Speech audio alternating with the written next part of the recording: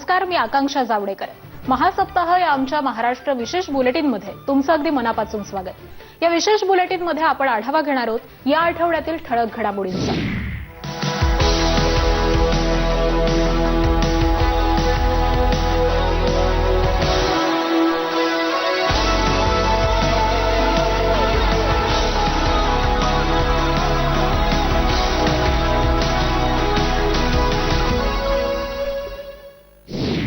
सुरुवातीची बातमी आहे शेतकरी कर्जमाफी संदर्भातली।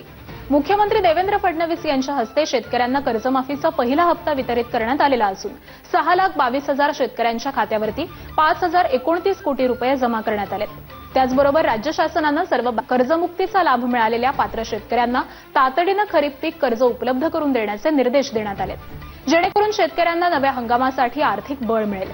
तर पहिल्या यादीतील ज्या पात्र शेतकऱ्यांचा आधार प्रमाणीकरण अद्याप पूर्ण झालेलं नाही, त्यांचं प्रमाणीकरण पूर्ण होताच त्यांच्या कर्ज खात्यांवरच्या लाभाची रक्कम टप्प्याटप्प्याने हस्तांतरित करण्यात येणार आहे।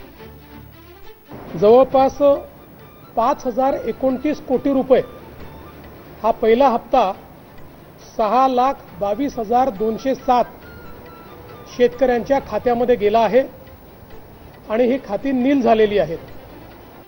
तर हे सरकार शेतकऱ्यांचं असून शेतकऱ्यांच्या पाठीशी आम्ही खंबीरपणे उभे आहोत, अशी भावना उपमुख्यमंत्री एकनाथ शिंदेंनी व्यक्त केली।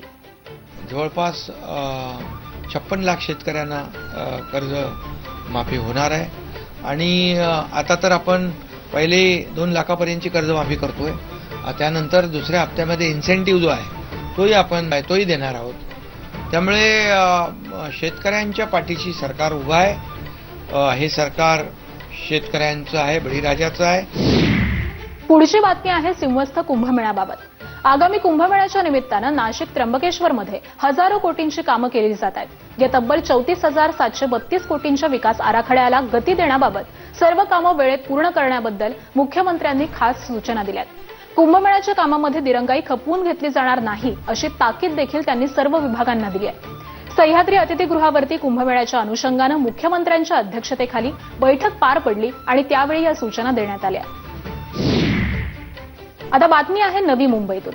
खारघरमध्ये मेघालय हाऊससाठी भूखंड हस्तांतरणाचा सोहळा पार पडला। या कार्यक्रमाला मुख्यमंत्री देवेंद्र फडणवीस आणि मेघालयचे मुख्यमंत्री कॉनराड के संगमा यांची प्रमुख उपस्थिती होती। दोन्ही मुख्यमंत्र्यांच्या हस्ते भूखंडाच्या कागदपत्रांचं हस्तांतरण करण्यात आलं।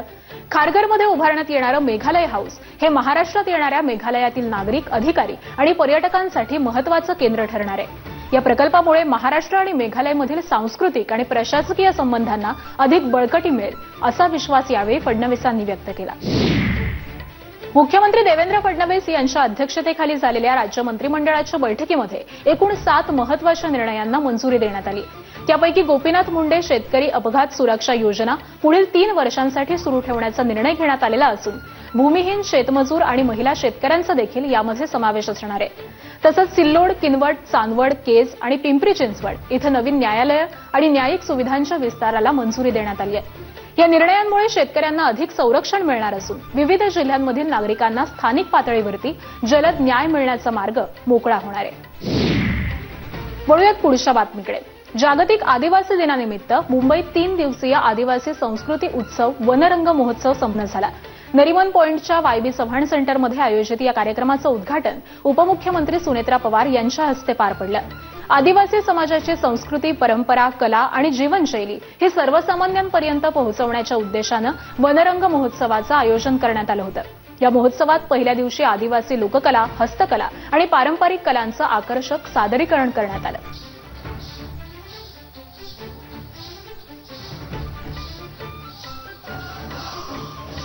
वनरंग 2026 हा केवळ सांस्कृतिक कार्यक्रम नाही, तर हा आपल्या परंपरेचा, आपल्या भावनांचा आणि आपल्या अस्मितेचा उत्सव आहे।